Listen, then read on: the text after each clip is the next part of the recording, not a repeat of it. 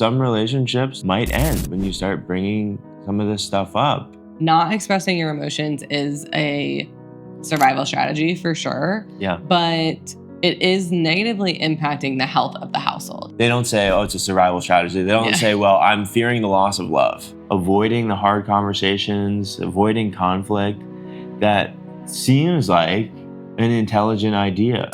A mask forms for whoever is not expressing themselves. It creates a block between you and whoever you're trying to connect with. They can't ever be loving you if you're wearing a mask. And that's the beginning of the death of a relationship. There is a lack of education on what sex actually is. If we can just have enough sex, we can outrun our lack of communication and emotional depth. Which is not true, but you can try.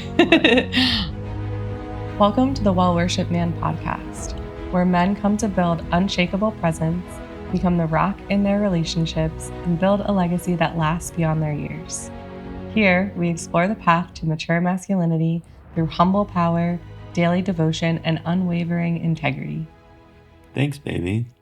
Before we dive in today, there's a free gift for you in the show notes from Close to Connected, our free training to help you say what needs to be said, stay in the room, even when you hear what hurts. So grab that in the show notes. What are we talking about today, baby? We're talking about how keeping your feelings to yourself is not helping your relationship. Absolutely. So we're going to talk about a few things today. We're going to talk about why keeping your feelings to yourself is hurting your relationship, how it impacts your relationship negatively, what makes it hard for people to share what they're truly feeling in relationship, and a few tips that can make it easier for people. As soon as we started talking, I was thinking about this idea or, really survival mechanism of the people pleaser. Mm-hmm. And I think because it's more common for women to do this work, they tend to talk about people pleasing more. But in partnership dynamics, I think it is potentially just as, or maybe even a little bit more common that the men in the room are like not sharing their feelings as a way to avoid conflict. Because to some extent, it's quite hard for a woman to completely not show her emotions just simply because of like the waves she's going throughout the month. But like, because men have this stable rhythm or more stable rhythm, it's like a bit more predictable for them of what the emotions are they're feeling and thus able to hide them. Yeah, well, let's just talk about what people pleasing is for a moment. Is people pleasing it's a well-designed mechanism for the people pleaser to get his or her needs met that they can't meet for themselves. And that's kind of what's happening underneath the hood. But on the surface, it looks like always doing things for your partner or subordinating your needs to theirs, or everything's fine, it's okay, don't worry about it, let's just do it your way. People pleasers are also peacekeepers, which is different from peacemakers, which maybe we can talk about later. But what you're saying about it showing up more often in men, I think is there for a couple reasons. One is what you said, is that men tend to avoid, numb, and mask their feelings better because they don't have the hormonal cycles that women do that makes them more emotional just by biology. And the other thing is that people pleasing is less of a conditioned way of being for men, or so the culture would tell you. For a lot of the dominating culture, if you were to look at a woman and say, oh, she's just pleasing her husband, it's like, oh, well, that's just the way it should be. It's just a people pleaser. Like, go along, like, follow your husband's lead. It's kind of like this old-fashioned way of being. When a man people pleases, it seems to be a little bit more, I hesitate to say this, but more feminine, at least in the way that this conditioning has presented. So it seems to be like there's something more wrong with a man who's people pleasing than a woman, but people pleasing by men or women or anyone is actually harmful to the relationship and prevents the flow of honesty between two people. Yeah, it's really important to bring the cultural narrative into it because you're right. I think that when a female shows up with more people pleasing tendencies, It's potentially less noticeable because it's more easeful, at least on the surface, you know? And when a man shows up with people pleasing tendencies, then there is this perception of, if he's lucky and she's lucky, the perception of being easygoing. But, Mhm. if once people understand that it's actually like not helpful and creating harm, then there is this like subordinate male role that he's playing as the people pleaser.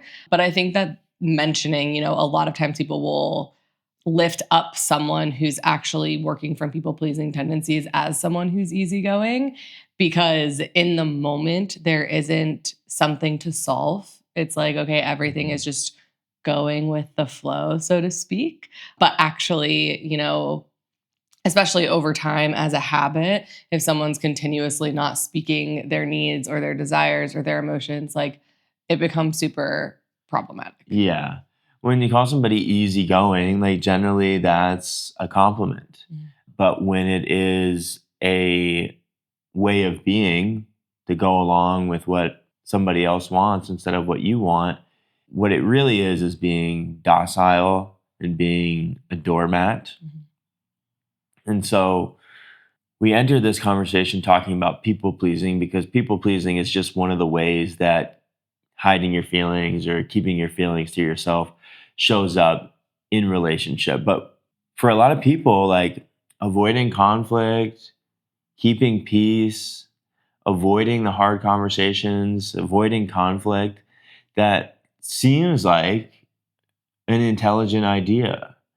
But why is it harmful in relationships? It's harmful in relationships because at the end of the day, not sharing what you're feeling or what your desires are or what you're thinking creates a mask over time. It creates a block between you and whoever you're trying to connect with. So if I, in this moment, am feeling something and decide maybe it's not worth mentioning in this moment, yes, maybe that makes this moment more connecting because we don't have to unwind whatever miscommunication or emotional process came up. But ultimately, what happens when there isn't clear communication or clear expression is that a mask forms for whoever is not expressing themselves. And over time, there is then this expectation that that person continues to fulfill the role that the mask is presenting. And should ever they decide not to wear it, it's a huge problem later because then everyone in the room is wondering, like, where is this coming from? Who are you? You're so different from how you used to be. You're different from the person I fell in love with, all of these things. And we see this a lot when people start setting boundaries, if they haven't expressed before that something isn't okay with them, and then they start expressing that it isn't okay with them, the people who were benefiting from that lack of clarity tend to throw a fit. And the same is true with emotional expression. Like if it feels uncomfortable to person A when person B speaks about them in public in a certain way, but they never express it. And then, they just think that their relationship is forming in this natural way. But eventually there's a breaking point. It's like, we can only wear a mask for so long. We can only pretend like things don't bother us for so long. And while there is an art to knowing when and how to express things, often what's happening when people are suppressing their desires or needs or emotions in a moment to create more ease is that they don't circle back and express them later. So there becomes this like buildup of things hidden until someone has a bad day and they're stressed, and then it's all unlocked. Yeah, when somebody creates this mask, one, they are creating a false image that then their partner is falling in love with. Mhm. But actually, that mask makes it harder for their partner to fall in love with or connect with their true self because it's a construction.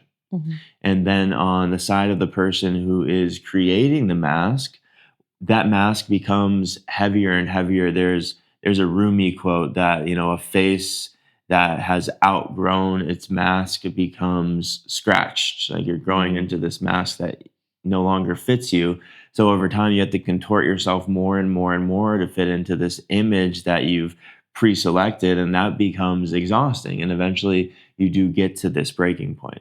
Yeah. And, what's interesting about we're using people pleasing kind of has like an overarching term, but for anyone who like decides in any relationship that this part of themselves needs to be hidden, the purpose of it, whether conscious or unconscious, is to ensure love and connection. It's like, I'm not going to show you this part of me because I want to make sure you stay. I'm not going to express this thing because I want to make sure you still love me. And I'm afraid if I express this thing, you won't. Most of this is happening in the background, in the unconscious, but there is often some conscious choice to share or not share XYZ. And the thing that is so ironic about this survival strategy is they can't ever be loving you if you're wearing a mask. The only option for someone to actually love you and connect with you is if they are shown your authenticity and given the choice. Mhm. Otherwise, that choice is being taken away. And at some point, you're going to find out, or they're going to find out that, the person they've been loving isn't actually who you've been presenting as. And so while the survival strategy may be effective in the moment or in the phase of life, ultimately it's pretty ineffective. And the other piece of this is not just like in partnership, but I think it's important to point out that these survival strategies or like bids for connection sometimes play out the same in all relationships, but sometimes people present completely different in community as they present in partnership. Like someone might not have a problem telling their group of brothers that like they want to go to a different restaurant or they think that idea is dumb and they want to go do something else. But then when it comes to partnership, because the mirror is different in partnership versus brotherhood or sisterhood, now there's suddenly a bigger challenge in like expressing what they truly want. Yeah, and it might be easier in romantic partnership than it is in brotherhood or sisterhood. So it's not, a copy and paste across all relationships of Mhm. what's hard and what's easy. And so, withholding our feelings or avoiding bringing up what feels true to us is harmful in our relationships for a number of reasons. One is that it completely removes the greatest portal for intimacy to deepen, which is conflict. Like Mhm. strong, long relationships aren't built from the avoidance of conflict. Mhm. They're built by repetitively approaching conflict in a healthy way and learning how to get through it together. Mhm. And when you are not bringing up the things that bother you or the things that have hurt you to keep the peace, there's hardly ever any conflict. Mhm. And, at an earlier time in my life, I was in a relationship like that where I was the people pleaser. And, you'd ask how my relationship was going. I'd say, it's great. Like, we never fight about anything ever. And looking back, it's like that's really a red flag. Perhaps fight isn't really the verb that you want to use to describe the way that you approach conflict with your partner, but acknowledging that the two of you aren't always on the same page and learning the skills and leaning into the fire together to get back onto the same page. The rupture and repair cycle, we've talked about it on a previous podcast, how to repair rupture. If you search that or scroll through that, you'll find it or a title close to it. That's one of the hallmarks of healthy relationship. And without it, I don't really think that you have a healthy relationship. Mhm. I often talk about how like we are in this phase of evolution where actually, you know, consciousness is the game that we're playing. Like Mm. survival isn't the game that we're playing anymore. Yes, some people may be like still in that consciousness, but as far as human development, like we've made it. We are the sort of like last evolutionary species that's going to evolve, at least as far as we can see, because our physical form is like, even with technology so far and above what anything else can produce. So the next tier is consciousness. And because of that, it's like understanding that in a moment of dissonance, your impulse is usually not the right choice. Like, unless you are literally in physical danger, which is what those impulses are for, there usually has to be a pause to be able to make the better decision. And so, for example, like in these relationships where there are, I mean, all relationships, I really, like you're saying, have some moments of miscommunication or rupture or argument or whatever someone wants to call it. It's like the impulse is often to avoid it because going into it feels scary. However, the only way to actually ensure something different happens is the repair. And so the cycle that people will get into when they don't have conflict resolution skills is that their impulse will be to just avoid conflict. Whether that means not speaking their needs because they don't want to like start a whole thing, or it means, okay, a thing has been started. We're in this phase of dissonance, but I'm just going to walk away and tomorrow we'll have sex and it'll be better, you know? And both of those things are not actually creating resolution. In that podcast that you're mentioning, we talk about like anything that's looping is not actually repaired. But the impulse is to avoid it because it feels like you're in combat a little bit. Mhm. And the actual more conscious approach that will create a better outcome is, oh, we don't have the skills for conflict resolution. Like, let's go learn them, because it is truly in the witnessing of someone's pain that occurs in a moment of miscommunication that intimacy is created or that connection is created. And that this offering of like, hey, there's this part of me that I don't think is lovable and it really hurts. The other person has the option to say, yeah, screw that part. Or what's more likely going to happen is, oh my gosh, I love this part of you.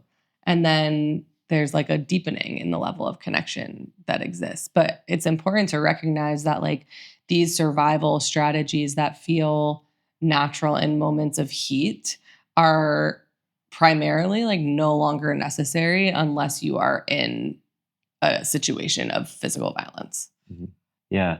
And thank you for sharing, what makes it hard for some people and what the frame is that can help them have some more hope about this is developing skills. And we'll talk some more about those later.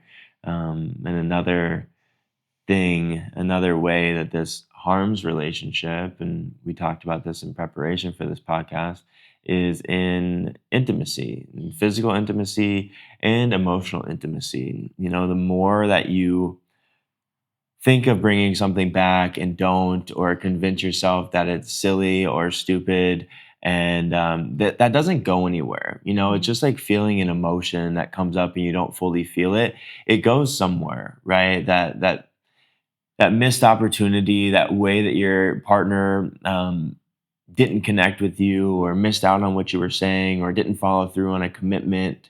You don't forget about those things. If you don't bring it up, it becomes lodged in your body, in your system, and you start accumulating debt. And not only within your own system, but within the system that exists between the two of you. Mhm. And I see it as like a field, and you start to kind of gum up the field. Like there's mines being placed in the field, or there's wire being placed in the field, and it becomes harder and harder to connect. And so what it can show up as is you're having dinner and you're having normal conversation, and for some reason you just don't feel as connected. You don't feel like you're enjoying the conversation. It feels forced. It feels like a trudge. And the same thing when it comes to physical intimacy. Either it becomes less accessible and less frequent, or it becomes less enjoyable and just kind of feels mechanical because you both are trying to reach each other through this field that is full of unspoken expectations, which we know presents as resentment. Whether you feel that fully or not, it begins to creep in. Broken commitments that you just let slide. It makes it really hard to experience a free and full connection. I want to talk about kind of like two realms of the way that this impacts intimacy because I've experienced and worked with both. And one is that when there's no emotional intimacy or when you don't have the skills for repair or actually really the skills to express, because the better we are at expressing, we can also be better at receiving someone else's expressions. Sometimes the only place that people feel connected is physical intimacy.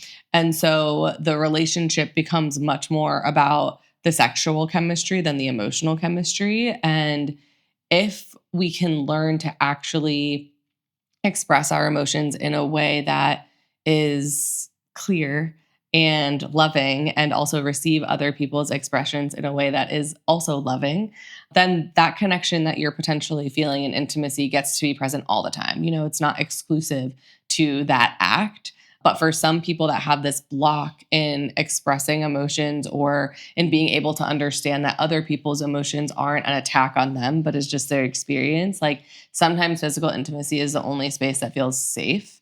And it's important to recognize that if you have that chemistry there, like it is possible to have it all the time. It's just lack of skills. Yeah, there are people that approach physical intimacy from this stance of if we can just have enough sex, we can outrun our lack of communication and emotional debt. Yeah, which is not true, but you can try. Right.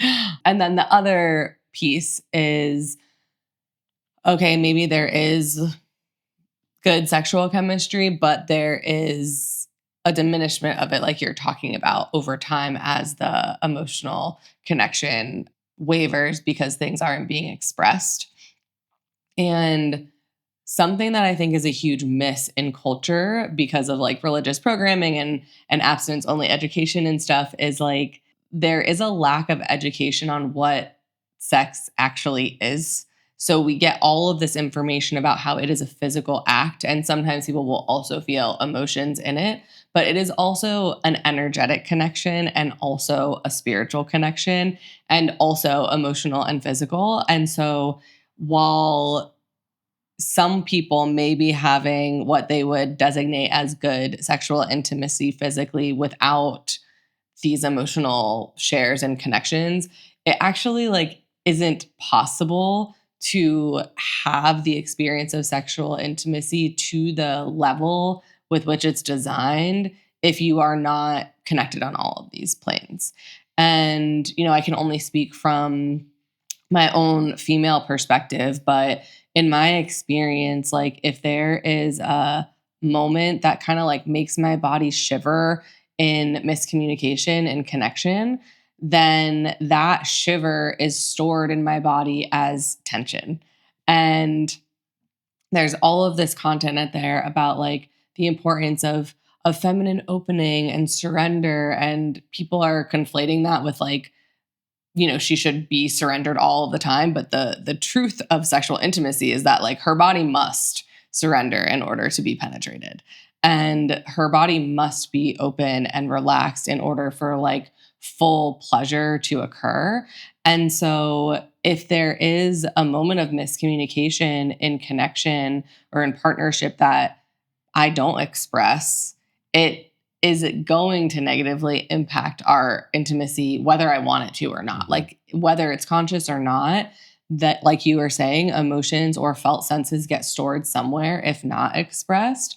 And so that feels really, I don't really know how much men know of the feminine experience of what's actually happening, but like historically in life in other relationships where I didn't have the skills to express well, that it always turned out in fights or did just people please and suppress stuff. It's like my entire like sexual intimacy with that person was just dissociation.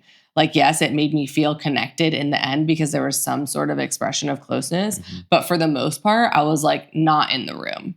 And I didn't really understand why, but it is because of like my body not feeling safe. you know? Hey there, lend me your attention for just 1 minute before we dive back into this incredible conversation. And I wouldn't be interrupting if it wasn't for something extremely special that Jessica and I have created for you. If you've been listening to the podcast, you have heard the themes of urgent transparency, of leaning into those courageous and vulnerable conversations that can bring your whole world into greater alignment. But it's easier said than done. There's fear that comes up. There's a nervous system state that wants to do nothing else but to avoid or escape. So what we've done to make this process more accessible for you is we've created a free guide called From Closed to Connected.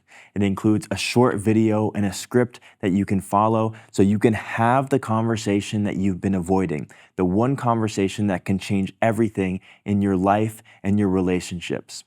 That free resource, the guide, is linked below in the show notes, so make sure you grab that. Have that conversation within 24 hours and watch everything in your life reorient around greater truth. Let us know how it went, how it changed things, what was challenging. And for now, back to the show. Yeah, when it comes to a relationship and sexual intimacy, her body opening or your body opening is only really available in its full extent if there aren't any secrets on either end, right? If you're holding something back because you don't feel like it's safe to express, you're going to be holding tension in your body. If I'm holding something back because I want to avoid conflict or keep the peace, you can feel that. You've spent a lot of time, energy, and devotion attuning your sensitivity, but most women have that sensitivity, and then I think that they feel it in their body before they're conscious of it, right?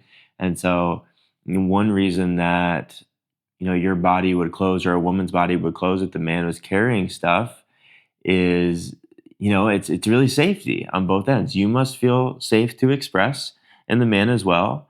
But you must also trust that the man will express in a healthy manner what he's holding. Because I think what a lot of men do is they hide and hold and keep and keep and keep. And then over time, that builds and builds and builds until it reaches a critical mass.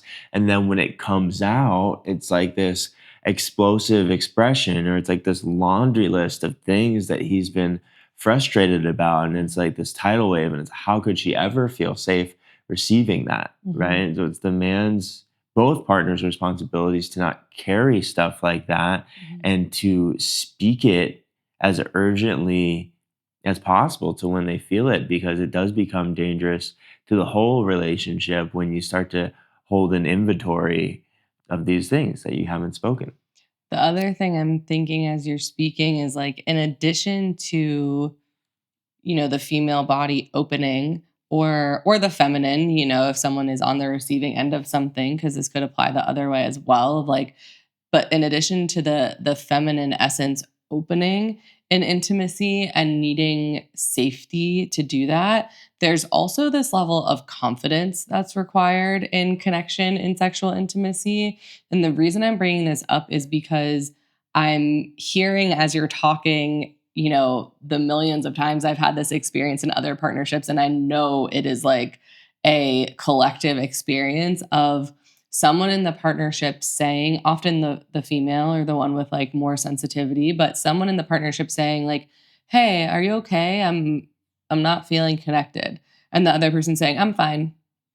So now not only is that person suppressing something, but the person who invited the conversation to be opened is now questioning their intuition, Right. their knowing. And it's like, the more tapped in I am to my knowing, even if I don't like what I'm knowing, the better I am as a human in all facets, like in my own process, in our intimacy, in our business, in community, in everything, like the more tapped in I am to my knowing, the better. And it can be confronting for someone who is like not in that role in the partnership, not to say that you don't have intuition, but like, in the context of our partnership, there are different strengths that we have for sure of like the way that we see the world. And it's like, it makes total sense to me if someone is not feeling comfortable in their emotional state on whichever side, and they're asked if they're okay. And it's like, ooh, like it's almost like someone walking in on Yeah. someone when they're like doing something they're not supposed to be doing. You know, it's like, Yeah. oh, like suddenly I have to hide this. And I wasn't even aware that I needed to hide it because I didn't know it could be Yeah. seen. Yeah. Well, that denial, if I deny and I say it's fine when it's not, you're left with two choices, and both of them suck. Yeah. One is to question your intuition, and the other is to say, he's lying. Yeah. Terrible options. Right. And so it's like there's something that I feel like you've always done pretty well is like, I'm thinking of in the beginning of our relationship, there were a couple of times where we like felt each other in meditation specifically. And we were just like, I'm feeling something. Like, I don't think it's mine. Is it yours? And since then that has happened in other ways of just like, hey, are you, it has the theme of, hey, are you okay? Like I'm feeling something. But, even though that is sometimes a jarring question to receive, the optimal way to receive it, even if you're not ready to say, yeah, I'm not okay, is, I'm not sure. Like, let me do a little inventory. Totally. Like if you ask me that question, the best approach when nothing is like top line clear to me is to like assume that something isn't completely okay within me. That if you're asking, it's at least worth me looking. Yeah. And maybe I am okay, but like look. And I think there's also like a miss of men have a responsibility to lean into their intuition too. Like if I'm noticing that you're off, like I'm going to ask like, hey, are you okay? And even better than that is like just making an educated guess. Be like, hey, I'm noticing that you're acting a little off. Is it because of this thing? Right? And that feels way better to you because it's like I'm attuned to what you're feeling, or at least making an effort to attune to, instead of asking you if you're okay is fine, but it also leaves you with more work to do to like search within yourself, right? Yeah. Or if I have done something to contribute to that experience, to give me an answer for something that I really should know. Yeah. Yeah. Yeah. This is actually I feel like this is a little tangent, but it is really important because it comes up a lot of like, kind of in like pop culture content of like, oh, I'm just supposed to know what she's feeling all the time. But it's like, that is such a cop out to me. Like, yes, of course, sometimes either of us are going to be feeling things that the other person doesn't know. This is why, the primary theme of this podcast is like, start expressing what you're feeling. But if you are in partnership, you've made the decision to steward someone else's heart, and it's like, if you don't want to be engaged in someone else's emotional process and you don't want to share your emotional process with anyone, don't be in partnership.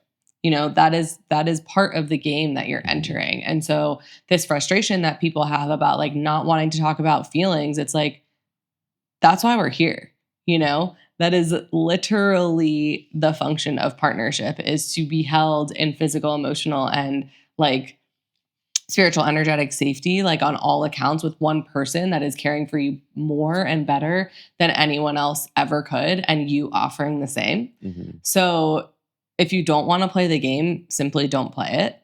But if you have entered into the game with someone, it is the same as you saying, I am taking responsibility to care for your experience. And thus, it is my responsibility to notice when I have failed in some way. And of course, the conversations are going to create more clarity. Like, I'm learning all the time about ways to hold you better, and you're also learning the same for me.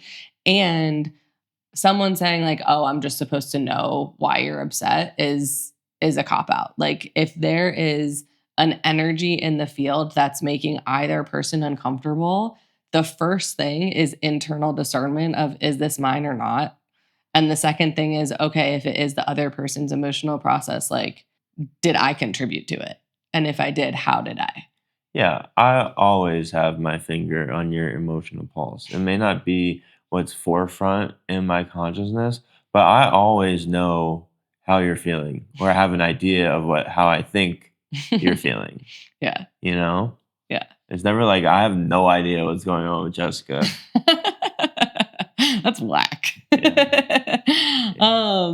But so all that to be said, it's like not expressing your emotions is a survival strategy for sure. Yeah. But it is negatively impacting the health of the household. And it's doing so by way of emotional connection. Definitely. It's like if you think about the visual is kind of like this cycle of energy. Like if there were a cycle of energy moving between you and me where like it comes into me and then it goes into you and back again and back again. It's like if there is a block in that in any place, the energy is not free flowing.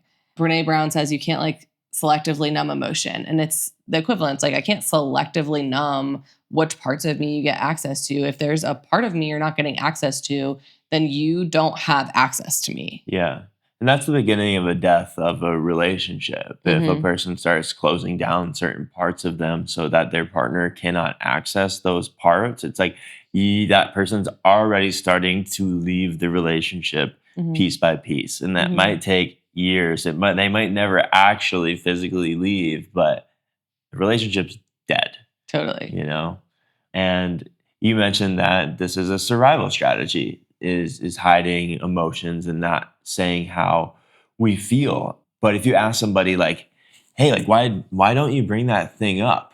They don't say, oh, it's a survival strategy. They don't say, well, I'm fearing the loss of love. Yeah. Right? They'll say like, well, I don't want to hurt their feelings. I don't want to piss them off. I don't want them not to like me. I don't want to start a fight. I don't want to offend them. I don't want to ruin the relationship or ruin the night. What else do you hear from people when they're, defending their choice to not speak up? I'm busy, like there isn't time. Mhm.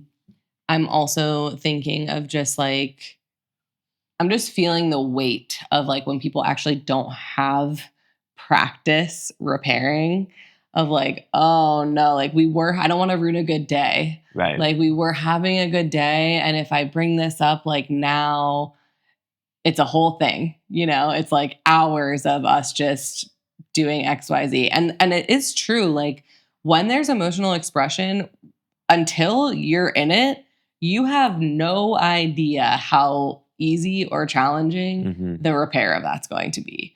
Like we've had experiences where there's an apology somewhere and it's like, it's fine.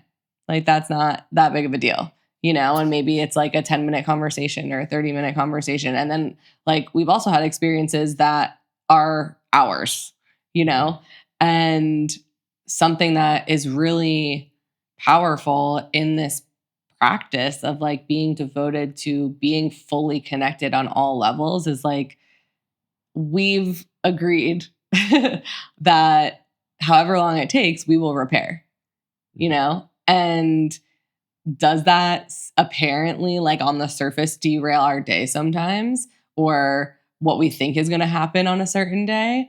Yeah, but ultimately like the health of the relationship is top tier because if I'm sitting in front of you right now, I can 100% confidently say that there's nothing in my backlog that I haven't expressed to you. Mhm. And that's amazing. Like, I think that's probably like 0.01% of couples. I think someone always has something for the most part in the background that they aren't expressing or they just don't feel like it or they've tried to express it a bunch of times and they're just tired, Yeah. Yeah, it's like I'd rather have a good day.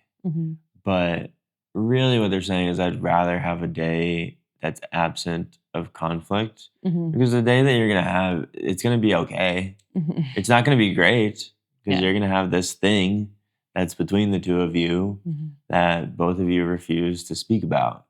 And yeah, what really makes it hard for people are not any of those superficial reasons of I don't have time, I don't want to hurt their feelings, this or that. It's really the fear of loss. That if I bring this thing up, it will end the relationship or they'll leave or I'll just mess everything up and then it will be all my fault.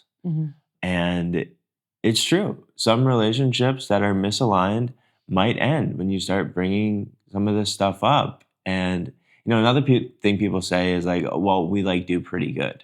And there's this 3% rule that most people are about 97% honest, right? And then there's 3% where people are not honest. They either lie or withhold information. And it's really within that final 3% that the relationship and the life that you want lie. And I was like, yeah, I do pretty good. Like I'm 97% honest.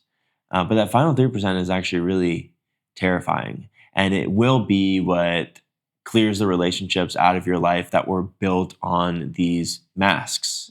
And it will be the 3% that allows you to build relationships where people are actually connecting and loving your true self, is who you are at your most authentic. And what I'm getting to here is that it is impossible for you to be 100% honest if you don't value your own authentic expression and your relationship to yourself over your relationship to anybody else. If you have that foundation of complete and utter wholeness and self-love, it's really easy, still painful, to say goodbye to a relationship that isn't built on who you really are. I have another thing that's often said of why people aren't expressing stuff, and it's directly related to this is, but isn't that selfish? But isn't it selfish if I like put myself first? Very people pleaser question. Very people pleaser question. It's like, we probably say this in 75% of our podcasts, but it is spirit, self, and then partnership, you know, and in any other order, life will self-detonate. And it's like, you know, some people are here to live like an 80% life. You know, it's like everyone is not living on 100% life, and it's not going to happen because there is, like, at least in my perception, you know, part of what makes life feel so good is the natural human trait to compare. And it's like, if everyone is elated, then everyone's actually stoic, you know? And so in this process, it's like, it's totally okay if you're listening to this and you don't want to do the hard thing and you want to keep your life functioning at 80% battery life. Like, that's your choice. I'm not choosing that, and I don't want to choose that, but that is a choice that people have. And it's important to know that if you are feeling like your life is functioning at 70, 80% battery life or less, it's because of a choice that you're making. And the choice is that you are putting other people's needs before yours, because inherently, when you function from spirit, self, and then other people, everything will reorient around your needs and desires. And does that mean that people will walk away sometimes? For sure. Are those people going to call you selfish? Possibly, but that doesn't mean that you are.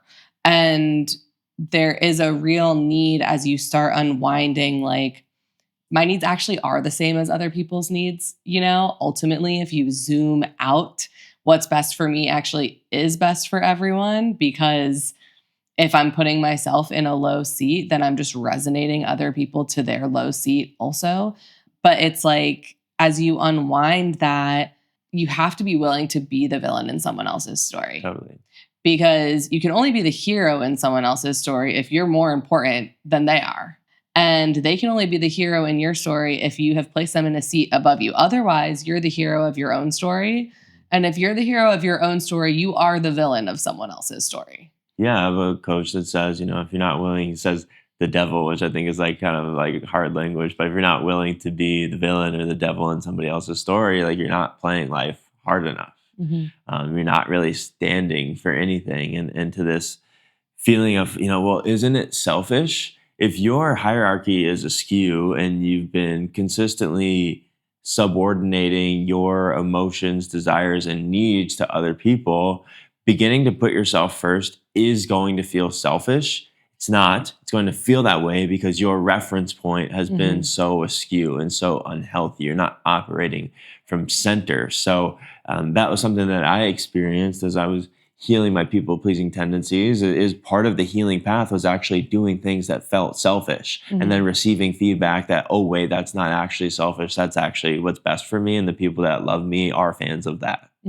Which is why you need also people in your corner who are demonstrating life the way that you want to live it. Like if you don't have good relationships, find someone to be friends with who has good relationships, or at least follow people on Instagram who have them. Yeah. Listen to podcasts like this, because it's like, if you aren't getting feedback, if you're only getting feedback from like the friendships that you made when everyone is getting blackout drunk and like putting superficial needs above actual connection, then they're not really good measuring sticks.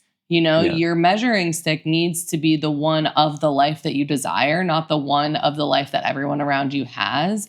And this is like a place that people run into with their relationships. It's like maybe they're friends with people who can't hold a relationship, but at least they're holding on to one, is the narrative. And it's like, okay, at least you're holding on to one, but are you happy in it? If you're not happy in it, then other people's failed relationships aren't your measuring stick. People with healthy relationships in which they're actually happy need to become your new measuring stick. And those people are not sacrificing their needs for someone else, for sure. Yeah. So let's share what makes it easier for people to actually speak their truth and not bite their tongue. That's one thing, is have community and people around you that actually encourage that. When you do find the courage to bring the thing up, they don't get offended or push you away, but instead they're like, wow, I actually really appreciate you for bringing that up. So that's one thing. But even before that is developing a solid relationship with yourself. I mentioned earlier, if other people's relationships or the validation that you get from other people is more important than the sense of self you can source from within, you will put yourself second every single time. You will withhold the truth because you're afraid you will lose that which is preferential to the relationship that you have with yourself. And so this doesn't really sound like a relational tip, but learning to enjoy your own company, spending the first 30 minutes of your day in your own energy, in stillness and silence and solitude, whether that's journaling or reading or doing something that you enjoy, but learning how to develop a relationship with yourself where if everything else was removed for a time, you would be okay. You wouldn't have to reach for anything impulsively or bend your spine to try to bring something else into your life to make you feel okay. Yeah. And as you develop this relationship with yourself, there needs to be a development of a relationship with your emotions and also your voice. And so the first step, while it would get you there for sure, might not be having the hardest conversation you could possibly have with a relationship that you're terrified of losing. The first step can be spending time by yourself so you can even feel what your own center feels like. And then I'm also seeing some mirror work, like, can you speak out loud to yourself what you're feeling? Yeah. And if you can't identify the emotions that you're feeling, or if you always feel quote unquote fine, or if you never feel sad, or you never feel angry, you never feel shame, that's a problem. That is not just like, oh, I'm not an emotional person. Humans are inherently emotional, and the way that we feel and express might be different, but it is part of the human experience to feel fear, guilt, shame, grief, judgment, all of these things. And so being able to recognize what they feel like in your body and speak out loud, even if it's to no one but you, that you are feeling them, to say the words, I'm feeling frustrated, I'm feeling alone, I'm feeling angry, is important. So that would be like the next tier. And notice how you feel, like when you speak these words, when you acknowledge how you're feeling to yourself. Yeah, and you mentioned not having the hardest conversation that terrifies you the most first. As you spend more time with yourself and with your emotions, you'll notice more subtle things. So as you're listening to this conversation, it might be that the only conversation you can think of maybe having is the one that is the most terrifying. But as you spend more time cultivating awareness, you'll notice like the little subtle things that you don't like so much. Maybe even with the people that make you feel safer, right? And then those are the first conversations to enter and enter mindfully.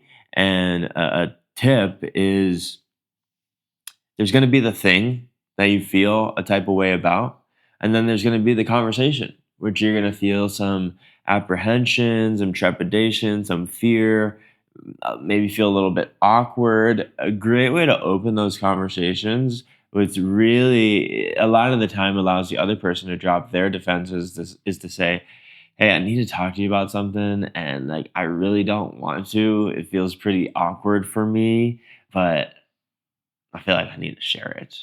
And the other person's like, whoa, what could this like possibly be? Like, Mhm. clearly you've gone through so like a deep consideration to even like bring this up. So like, I'm listening. Mhm. Yeah, I was thinking the exact same thing. And even sharing something like when you do start to share, hey, I'm working on expressing how I'm feeling more. Yeah. And it's really hard for me because now not only is there curiosity piqued about what you're going to share with what you said, but it's also a way for them to support you by way of letting you share. And people like to support each other. Like, it's not true that everyone's out there for themselves, or that even that some people are. Like, I really don't vibe with the idea that there are people who are just like only interested in manipulating other people for themselves. It's like, actually, if given the opportunity, most people will help someone. Mhm. And especially if you already have a relationship with them, sharing with them, like, I'm working on this, can help. It Yeah. creates an opportunity for connection simply by way of you sharing. That's vulnerable, even before the share, it's vulnerable to say, I'm notice I struggle with this and I'm going to work on this. And, Yeah. you know, so I think that's a huge key, is like a little preface that Yeah. starts the conversation. And then also noticing where there are relationships that feel less risky. Like, maybe you have a friend or a family member, or maybe it is your partner and it's harder to verbalize in other places, but like, where is the safest place for me to express emotion? Like, where am I least concerned that someone's going to judge me, and share something there? Yeah. And I think that's the homework, Yeah. is find that lowest barrier to entry conversation that doesn't feel super terrifying, and just try it out with that preface. And if you need a little extra help, we have a free resource for you. It's called From Closed to Connected. It's a free 9-minute training along with a conversation script or a conversation framework that can give you some confidence on how to actually lead this conversation and stay in the conversation without pulling the escape hatch, collapsing, or attacking. So that's in the show notes for you all. We love you, and we'll see you on the next one. If you enjoyed this conversation, we've got lots more for you on healthy relationships, leadership, and spirituality. Click one of the videos here on your screen to continue your journey with us, and we'll see you on the next one.